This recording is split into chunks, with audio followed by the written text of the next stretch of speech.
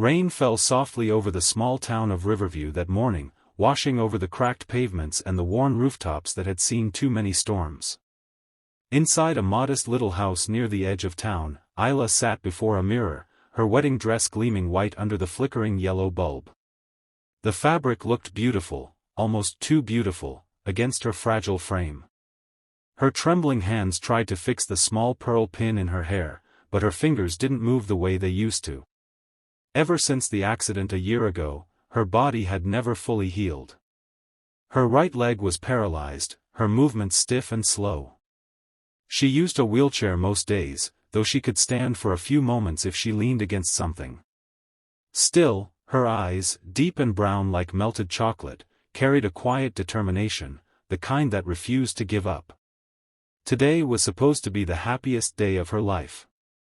She was going to marry Horace, a kind young man she'd met through her cousin. They'd spoken for months. He'd told her he didn't care about her condition, that he admired her heart more than her legs. But deep down, Isla had always wondered if words could survive reality. As her mother helped her adjust the veil, Isla smiled weakly. "Ammy," she whispered, "do you think he'll come?" Her mother, her eyes tired from sleepless nights and endless worry, forced a reassuring smile. "Of course, my dear. He gave his word. And Allah always rewards patience." The house filled with murmurs of relatives, the scent of jasmine garlands, and the clinking of teacups. Guests had started arriving, whispering among themselves about the poor girl in the wheelchair. Some pitied her, others simply gossiped. "Why would a man marry a girl like that?" one woman murmured under her breath. "He's young, healthy, what's he thinking?" Another sighed. "Maybe he feels sorry for her." But pity doesn't last forever. Isla could hear the words, though no one spoke them to her directly. She smiled anyway, trying to hold on to her faith. Love, she thought, was stronger than appearances. She had believed that all her life. Hours passed, and still, Horace hadn't arrived. The clock ticked louder than the whispers. The tea grew cold. The guests began exchanging uneasy glances. Isla's father, an aging tailor with kind eyes and rough hands, stepped outside to call Horace's family again. But they didn't answer. When he returned, his face was pale. They're not coming," he said softly. Silence filled the room like a wave crashing through fragile glass. Isla's mother gasped, her hand clutching her chest. "What do you mean?" she whispered. "Did something happen?" He shook his head slowly, his eyes watering. "They said, they changed their mind. Horace's mother doesn't want a paralyzed bride for her son." Isla's heart stopped. She couldn't breathe. The words felt heavier than her own body. She sat there frozen, staring at her reflection, the bride who never got to become one. The world blurred around her as tears streamed silently down her cheeks. Her makeup smudged, her hands trembled. "He promised," she murmured, her voice breaking into pieces. Her father knelt beside her, his old hands holding hers. "My daughter," he said, choking back his tears, "some people are blind to true beauty. But that doesn't make you any less worthy."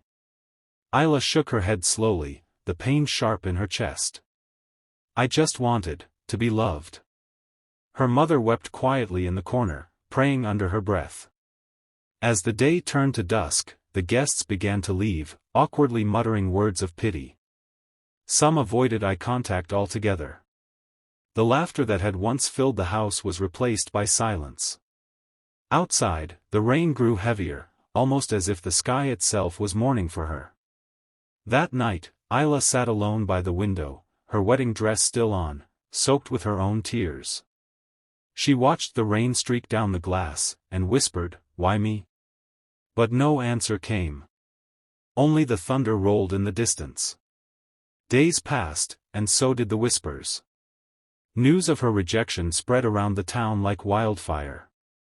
Shopkeepers shook their heads in sympathy, neighbors whispered at her gate, and relatives advised her parents to forget the shame.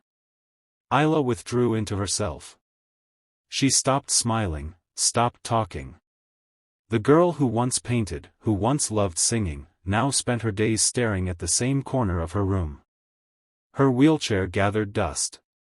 Every morning, her mother would knock softly and beg her to eat. "Please, Isla, you have to live," she would plead. But Isla would only nod, her eyes distant. It was on one of those lonely afternoons that fate quietly entered her life again, in the form of a little boy. His name was Zane, and he lived across the street. He was 6, with a mop of messy hair and eyes full of mischief. One day, as Isla sat near the window, he threw a small paper airplane that landed right in her lap. Startled, she picked it up.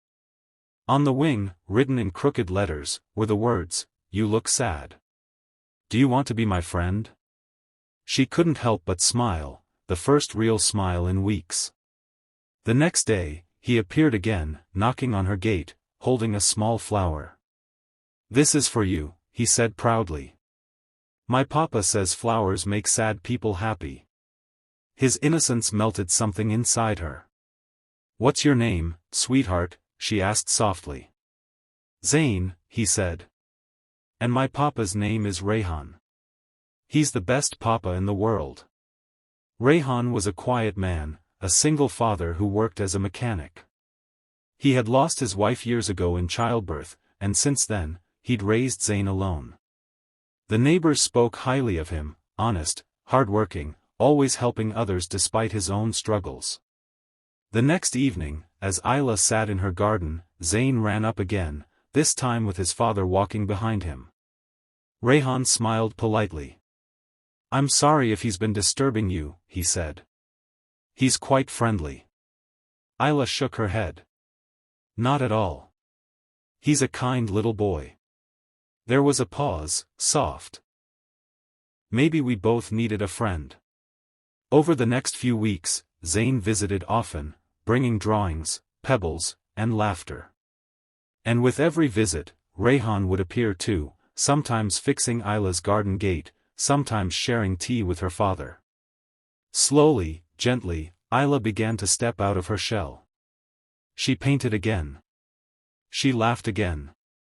One evening, when Rayhan found her sitting in the garden, struggling to reach a fallen flower, he quietly picked it up and placed it in her hand. "You remind me," he said softly, "that broken things can still be beautiful." Isla looked at him, startled, her eyes glistening. "Do you really think so?" He nodded. "I know so. My life was broken once too." For the first time since her wedding day, Isla felt seen, not as a burden, not as a tragedy, but as a person. The bond between her and Rayhan grew silently, nurtured by kindness and mutual pain. He never asked her about her past, she never asked about his. They simply existed, two lonely souls finding warmth in each other's company. But the world wasn't kind to their growing closeness. One evening, as Isla's mother overheard some neighbors gossiping, "That poor paralyzed girl is spending time with the mechanic next door," her heart filled with fear. "Isla," she warned gently, "people will talk. You've already suffered so much, don't give them another reason." But Isla simply smiled. "Amy," she said quietly, "I've spent too long living for people's opinions. This time, I just want to live." That night, she watched the stars from her window and whispered to herself, "Maybe I was rejected, so that I could be found by someone." Weeks turned into months, and Isla's world slowly began to bloom again. The once quiet house now echoed with the sound of laughter, Zane's giggles, Rayhan's calm voice, and Isla's soft laughter that had once been buried under pain. Every afternoon, she waited by the window for the little boy's paper airplanes that always carried messages, "Smile today, Papa says you're brave, you draw better than my teacher." Each one made her heart a little lighter. Her mother noticed the change, the sparkle in her daughter's eyes, the way she started wearing colors again, and how she hummed softly while painting. "Rayhan and his boy have brought sunshine back into our home," she whispered to Isla's father one night. "Maybe Allah sent them for her." But in small towns, kindness was often twisted into rumor. Soon, whispers began again, crueler than before. That mechanic wants to marry the paralyzed girl, some said mockingly. He just wants sympathy. Others sneered, a widow and a cripple, perfect match. The gossip spread like poison. One afternoon, as Isla wheeled herself through the market, she heard two women snickering behind her. She couldn't get a husband the first time, now she's trying to trap a single father, one said. Her hands froze on the wheels of her chair. She wanted to vanish. But then, a familiar voice spoke up, Dio truly sees me. Isla turned to Rayhan, her eyes filled with tears. Why did you do that? She asked softly. Now people will talk even more. He looked at her gently. Let them talk, Isla. The world doesn't feed us, doesn't heal us, doesn't know our pain. They only watch. You don't have to hide anymore. She looked down, her voice trembling. But I'm broken, Rayhan. Half a woman. No one deserves a burden like me. He knelt beside her wheelchair, looking straight into her eyes. You are not a burden. You are proof that courage can survive anything. You think you're less because you can't walk, but you stand taller than most people I know. Her breath caught in her throat. For the first time, she couldn't look away. His words weren't pity, they were truth. From that day, Rayhan became a part of her world in ways she never expected. He began helping her with small things, fixing the ramp to her porch, adjusting her wheelchair, bringing her paints when she ran out. Sometimes, he'd find her sketching near the window and quietly leave a cup of tea beside her without saying a word. Isla started painting portraits again, and one day, without realizing, she painted him. His kind eyes, his tired smile, and the strength in his gaze. When Zane saw it, he gasped. Papa! Look, it's you. She made you look like a hero. Rayhan laughed softly.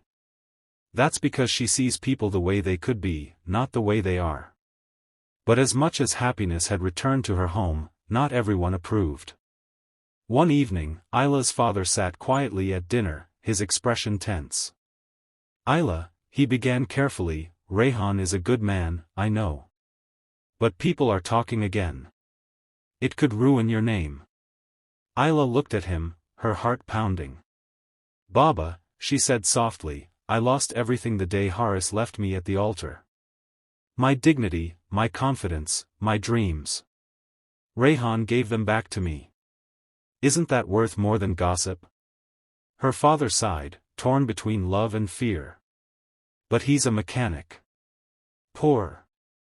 With a child. Your life will be hard. She smiled sadly. My life has always been hard, Baba. But with him, at least it would be real.